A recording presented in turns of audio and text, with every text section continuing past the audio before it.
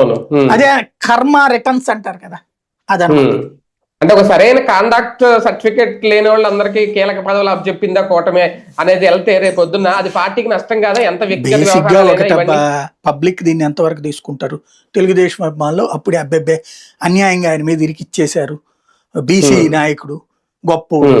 ఇప్పుడు మర్డర్ కేసుల్లో, రేప్ కేసుల్లో ఉన్నటువంటి నాయకులు కూడా అధికారాల్లోకి వచ్చేస్తున్నారు, లేకపోతే ప్రజాప్రతినిధులుగా ఎన్నికవుతున్నారు. కర్మగాలి అందామా, పెడతారు కదా జనం పట్టించుకోవట్లేదు సమస్య. కాకపోతే ఏంటంటే ఓవర్ ఎక్స్పోజర్ అప్పుడు నువ్వు ఒకడిని అన్నప్పుడు నిన్ను కూడా వెంటాడుతుంది అనేదే కనబడుతుంది. ఇక్కడ కండక్ట్ ఎవరు సెట్ చేయాలి?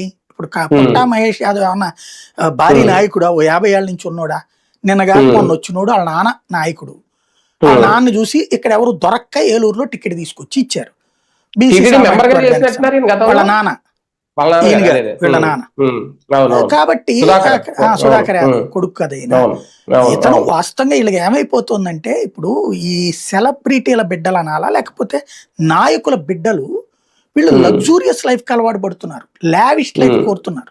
సినిమాల్లో చూపించే ఆ స్టైల్ ఆఫ్ ఫంక్షనింగ్ ఉంది చూడండి. అమ్మాయిల భుజాల మీద చేతులు వేసుకు తిరగాలి, అమ్మాయిలతో ఏదో చేయించుకుంటా ఉండాలి, డ్రగ్స్ వాడేయాలా.